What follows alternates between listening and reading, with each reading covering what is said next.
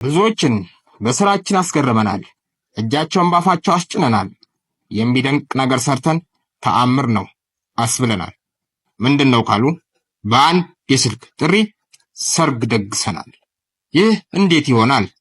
እርሶ የሰርጎትን ቀን ቆርጠው ወዳጅ ዘመድ ጠርተው የሚሞሸሩበትን ቦታ መርጠው ለኛ በ0988 193386 ወይንም በ0927 17 17 67 ደውለው ባሻውት የሰው መጠን በዚህ ሰዓት እዚህ ቦታ ይበሉ።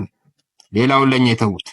ሰርግ መደገስ ጥርስ የነቀልንበት ያደግንበት የጎለመስንበት ስራችንና ባህላችን ነው።